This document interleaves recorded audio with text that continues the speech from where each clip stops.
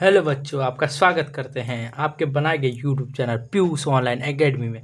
तो गाइस, आज सब लोग सामाजिक विज्ञान एसएसटी भी स्टार्ट करने वाले हैं। आज से हम लोग एसएसटी पढ़ने वाले हैं। एसएसटी में इतिहास शुरू करने वाले हैं, जो उसका इतिहास का पहला पाठ स्टार्ट कर रहे हैं आज। यूरोप में राष्ट्रवाद का उदय। यूरोप एक महाद्वीप है। जब यूरोप महाद्वीप है तो उसमें अलग अलग देश जो हैं, वो मतलब यूरोप में जो अलग अलग देश है उसमें राष्ट्रवाद की भावना आई। राष्ट्रवाद है क्या, ये सब के बारे में जानेंगे। तो बाबू देखो, यूरोप में राष्ट्रवाद क्या है। तो यूरोप ये महादेश नहीं, यूरोप महादेश में लिखते हैं। यूरोप महादेश में इटली, पर्सा, रूस, ब्रिटेन, यूनान, पोलैंड इत्यादि जैसे देश आते हैं। ठीक है, यूरोप में बाबू इटली, पर्सा, रूस, ब्रिटेन, यूनान जैसे देश आते हैं। ठीक है, अब देखिए राष्ट्रवाद चैप्टर में ही है। राष्ट्रवाद है क्या, यहाँ पे देखेंगे। राष्ट्र प्लस वाद। वाद मतलब होता है बाबू विचार, वाद मतलब विचार या भावना। तो राष्ट्र के प्रति विचार या भावना को क्या कहेंगे, राष्ट्रवाद कहेंगे। तो यूरोप के नागरिकों को ये राष्ट्रवाद कैसे आई। अब जैसे हो गया जातिवाद, तो जाति के प्रति भावना को जातिवाद कहेंगे। देखिए, राष्ट्र के प्रति प्रेम भावना राष्ट्र के प्रति प्रेम की भावना को राष्ट्रवाद कहते हैं। तो राष्ट्रवाद का मतलब समझ आया बाबू, राष्ट्र के प्रति प्रेम की भावना को राष्ट्रवाद कहते हैं। ठीक है, ओके आगे। अब देखेंगे बाबू, यूरोप में राष्ट्रवाद का विकास हुआ कैसे, क्या क्या कारण था बाबू कि यूरोप में राष्ट्रवाद की भावना जगी लोगों में। देखिए, यूरोप में राष्ट्रवाद की विकास की में सहायक तत्व, मतलब यूरोप में जो राष्ट्रवाद की भावना जगी तो किस कारण जगी। तो पहला ही कारण है फ्रांसीसी क्रांति। 1789 में जब फ्रांसीसी क्रांति हुआ था लुई 16वां के खिलाफ। अब आपने क्लास 9 में पढ़ा होगा कि फ्रांसीसी क्रांति 1789 में हुआ था। तो देखिए, फ्रांसीसी क्रांति में राष्ट्रवाद की शुरुआत हुई। फ्रांसीसी क्रांति जब हुआ बाबू, तो क्या हुआ, राष्ट्रवाद की भावना जगी लोगों में। ठीक है, नेपोलियन का शासन और उनके सुधार। नेपोलियन एक राजा थे जिन्होंने यूरोप पे शासन करके सुधार दिया। नेपोलियन की इटली और जर्मनी का एकीकरण, जो मेटरनिक आगे पढ़ेंगे। मेटरनिक एक राजा था जिन्होंने इटली जर्मनी को बहुत छोटे छोटे राज्यों में विभाजित कर दिया था, तो उसका एकीकरण की भावना। ठीक है, 1848 ये क्रांति थी। 1848 ऐसे तो बहुत क्रांति हुई, 1830 में क्रांति हुई, 1848 में क्रांति हुई। तो इसकी मेटरनिक प्रक्रियावादी, मतलब देखिए बाबू, प्रक्रियावादी का मतलब होता है कि किसी का विरोध करना, मतलब किसी की बात नहीं मानना। तो मेटरनिक एक राजा था जो बहुत निरंकुश शासक था। ठीक है, तो इसके बारे में अब देखिए, मेटरनिक युग। अब हम पढ़ेंगे नेपोलियन युग। हम आप इधर देखें हैं कि नेपोलियन का शासक और उसके सुधार, अभी पढ़े इधर, नेपोलियन का शासक और उसके सुधार। तो नेपोलियन एक राजा था जिसका पूरा नाम नेपोलियन बोनापार्ट, इसका पूरा नाम नेपोलियन, इसका पूरा नाम था नेपोलियन बोनापार्ट। पूछेगा बाबू कि नेपोलियन का पूरा नाम क्या था, तो आप क्या बताइएगा, तो आप बताइएगा नेपोलियन बोनापार्ट। ठीक है, अब देखिए 1804 में नेपोलियन फ्रांस का सम्राट बना। नेपोलियन फ्रांस का क्या बना बाबू, सम्राट। यहाँ राजा, जो उसको सम्राट को हम राजा कहते हैं, उस टाइम सम्राट कहा जाता था। तो 1804 में नेपोलियन फ्रांस का सम्राट बना।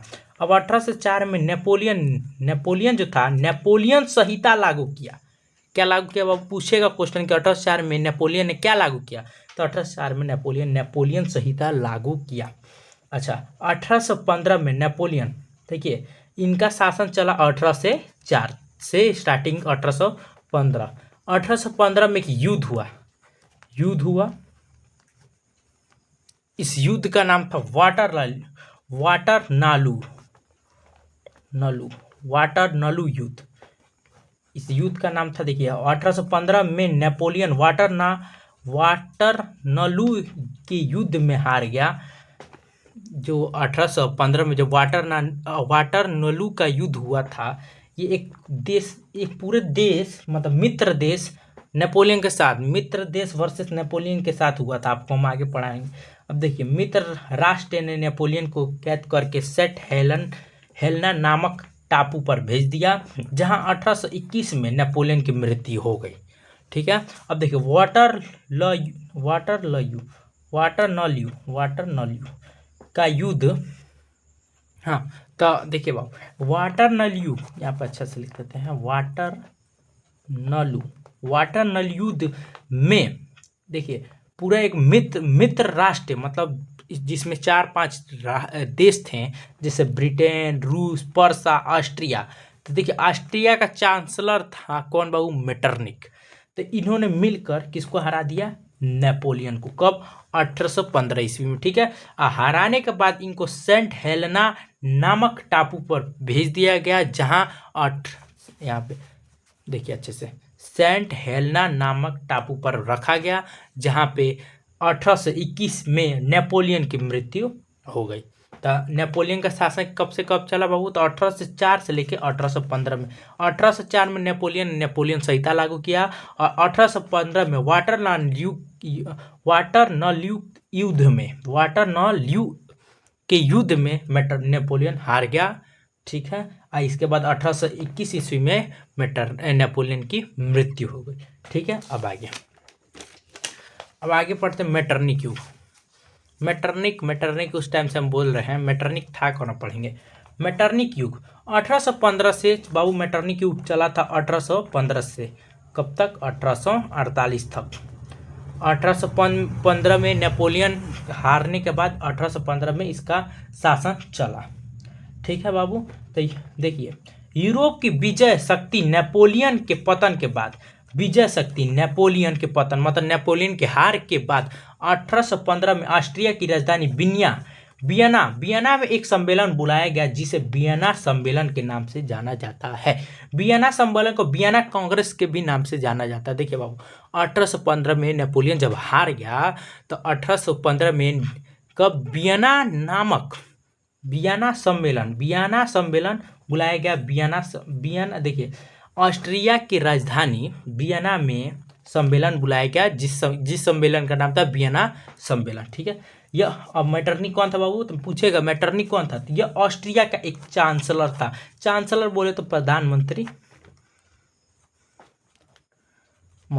ठीक है। उस टाइम का प्राइम मिनिस्टर कहा जाता था ऑस्ट्रिया के। तो मेटरनिक पूछेगा मेटरनिक था कौन? तो मेटरनिक ऑस्ट्रिया का चांसलर था। वियना सम्मेलन का नेतृत्व भी किया था, मतलब वियना सम्मेलन का नेतृत्व कौन किया था बाबू? कौन किया था? मेटरनिक। ठीक है। अब देखिए, अब वियना सम्मेलन को वियना कांग्रेस के नाम से भी जाना जाता है। तो वियना सम्मेलन में क्या क्या बातें हुई थी उसके बारे में पढ़ेंगे। देखिए, पहला हुआ था राजशाही को वापिस हुई। मतलब देखिए, जब नेपोलियन था तो लोकतंत्र की स्थापना कर दिया था, पर वियना सम्मेलन में राजशाही मतलब राजतंत्र को पुनः स्थापित कर दिया गया। लोकतंत्र और राष्ट्रवाद को दबाया गया। लोकतंत्र और राष्ट्रवाद को दबाया गया। 1848 से क्रांति की शुरुआत हुई। रोम और उसके आसपास के राज्य, रोम एक जगह का नाम है, उसके आसपास रोम और उसके आसपास के राज्य को पोप होता है जो बाबू चर्च का पुजारी।